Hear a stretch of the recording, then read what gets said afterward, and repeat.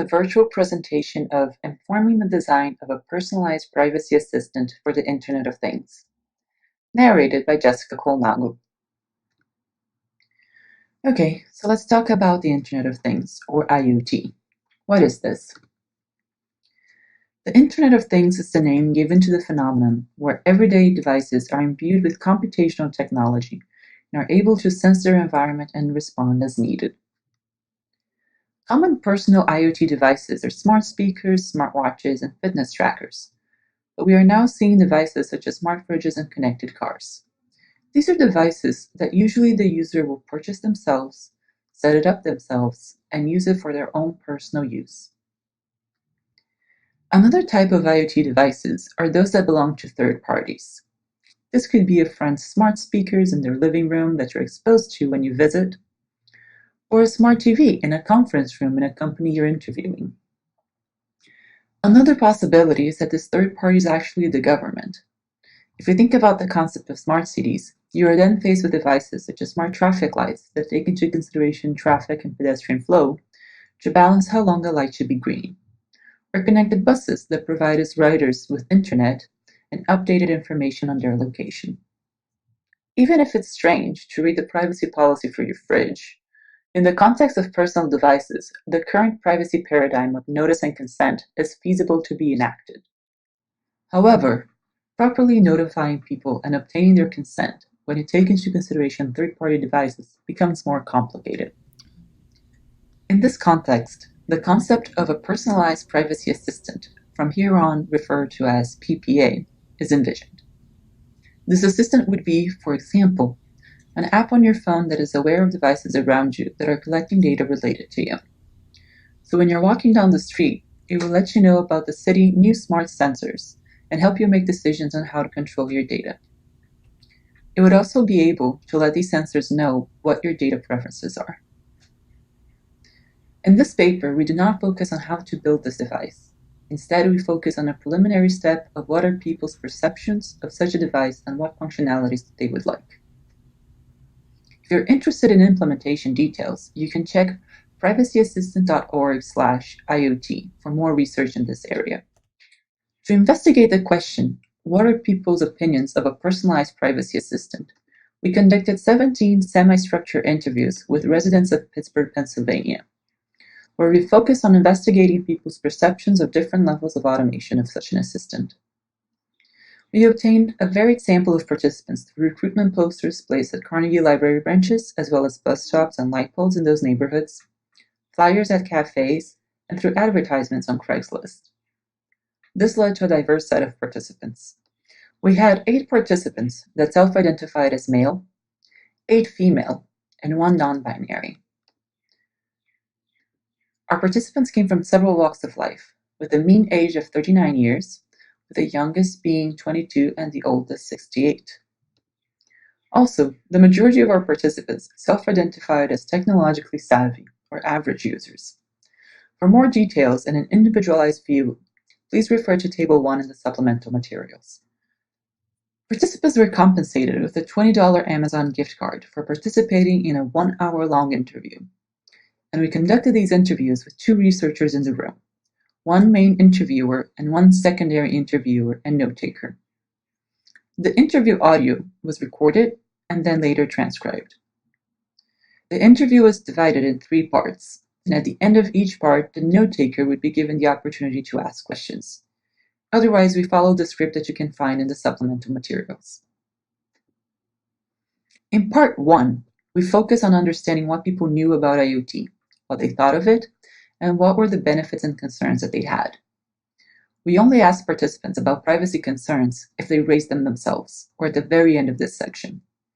The goal of this part was to get a sense of people's own thoughts about IoT without being biased in one way or another.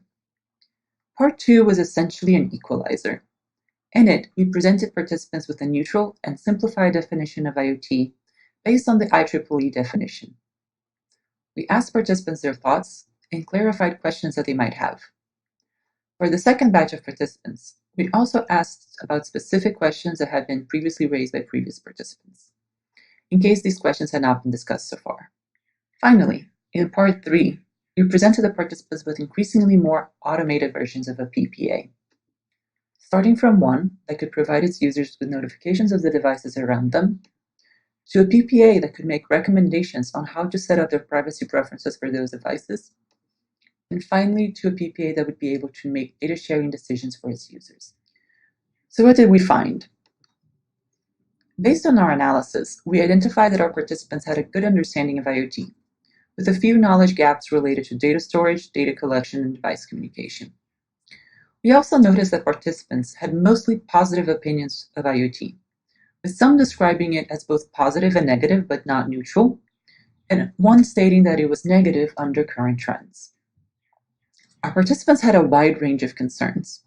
As found in the previous literature, they had concerns about privacy, data security and data misuse, and their physical safety. However, our participants also listed a number of societal concerns, such as machines becoming too smart and taking jobs from humans, job or service discrimination based on data collected via IoT devices, people relying too heavily on these smart devices and becoming lazy, as well as the impact that this technology and data collection opportunity could have on institutions and government, from fueling corruption, allowing for its constituents' manipulation, and the perpetuation of tailored echo chambers. Interestingly enough, our participants also had a number of justifications as to why they were not concerned. In particular, they mentioned the ability to protect themselves, their trust in the manufacturers, which was at times expressed as an expectation and at times as a hope, and a general resignation with the state of affairs. We noticed different ways that this resignation was expressed, from feeling powerless, as described by participant 2, quote, "Whether they do or don't, or whether I try to stop it or not, that doesn't really bother me, really. They're going to do it anyway. It doesn't matter." To normalizing this type of technology and data collection, as described by participant 8, quote, "You can't have a private conversation without the internet listening, so it's just more of that."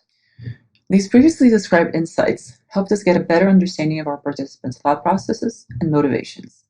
Related to a PPA that would give awareness, most participants liked this idea, but they also wanted and expected to have a say in the data collection, as opposed to be given pure awareness. Participant 17, imagining how this app would work, described his thoughts. "Here they are, here's what they do. You can delete just one if you want, you can limit it if you want." A few participants expressed concerns about this type of assistant and did not react positively to it. One of these concerns was related to becoming overwhelmed, as described by participant 6. Quote, "If I was always aware of all the devices, I would be even more uncomfortable than I already am.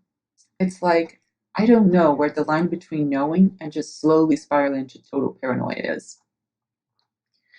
Another was how PPA could get in the way of societal benefits that could be derived from a wide use of IoT devices. Quote, "I feel like that would really ruin a lot of the smart city sensors." As to a PPA that could provide recommendations, even though we had envisioned it as basing these recommendations on its users' past behaviors, participants liked the idea of having external sources that could serve as an educational tool. As participant 4 stated, quote, "When it comes to new technology, you can't expect that people are going to be perfectly literate or just be able to imagine all the ways in which information like that could be used. Now, for example, I guess you have a tool and it will tell you, this is the nature of this particular tracker. Here's what it's doing." However, they also noticed the potential for biases, as participant 16 noted. Quote, "That'd be cool, but any sort of recommendation is biased. I would just wonder, how is that recommendation being made? Why is one thing more important than another?" Those that disliked this version of PPA preferred to maintain control, thought that the recommendations would be paternalistic and unnecessary, or thought it was simple to just ask, as having to read and process a recommendation would be an extra step that would likely not change their mind. When it came to a version of PPA that could make decisions for them, participants were split. About a third disliked the idea, not wanting to be controlled by a device, or being concerned about the device making poor decisions for them. A third accepted the idea if it was automated, or as participant 13 put it, quote, "I think if they would want to tell me, You've done this in the past. Would you like to keep doing this? Yeah, that's okay. Finally, a third liked the idea of it being autonomous, as it would reduce their cognitive effort. But they still had caveats, such as participant 5 put it. If my email autocomplete capability is any indication, it can be pretty smart, but it would need to come from a company that I trust. Or, as participant 15 stated, that would be fine if there were a justification recorded somewhere, where they would say, on such date, you made this decision. I want to see the reasoning. Based on these interviews and our participants' feedback, we provide the following suggestions when designing a personalized privacy assistant. 1. It should let users define how much automation they would want, as the different levels we discussed in this paper would be part of the system anyway. Making those steps visible to the user and allowing them to decide how to interact with their assistant is advised. 2. Recommendations should come from multiple sources, and you should let users decide the types and the combinations of sources that they would like. 3. The assistant should take great steps to not overwhelm its user. This could come in the form of learning when to best interrupt, identifying when its user might want to know about a particular device, and avoiding repeated notifications. 4. A PPA should be transparent in all of its actions, explaining why it is behaving as it is, and provide ways for people to audit past decisions. 5. Finally, this assistant should empower people. There was already a sense of powerlessness and resignation within our participant sample, and having a device that would educate and allow them to take control of their lives could be beneficial to them. Lastly, it is important that we address the limitations of this research. Interviews are limited in terms of validity and reliability of results. We attempted to mitigate these issues by having one interviewer conduct all interviews to limit sources of inconsistencies, by having a dedicated note-taker who could serve as a separate check on the interviewer understanding, by taking time to correct misunderstandings when the interviewer did not make themselves clear enough, and by avoiding leading questions. To avoid biasing participants, we did not mention privacy or security in the first half of the interview or any communication prior to the interview. And we held these interviews in a building that is not associated with privacy or security research. We attempted to mitigate positivity bias by stating that the PPA was something we were thinking about doing and wanted feedback before building it. When asked if we would build it ourselves, we stated that we would not. Finally, the exploratory nature of the study and its small sample size are inherent limitations for generalization of the results and the depth of the recommendations provided. We also identified a series of open issues for research in this area. Related to public data collection, we've identified that there is a tension between people wanting to be able to live their lives free of surveillance and the desire to extract the benefits that would come from smart city and devices. We also know that there is a more philosophical and legal question as to whether automated consent is valid. From a technological perspective, we could attempt to turn giving consent to an asynchronous process when possible, allowing people to verify and confirm automated decisions, bypassing the need for automated consent.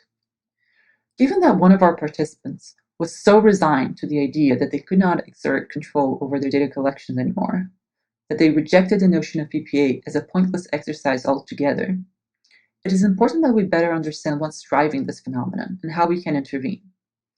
It is also important that we guarantee a base level of protections for those people that are strongly resigned, and as such, won't engage in privacy protective behaviors.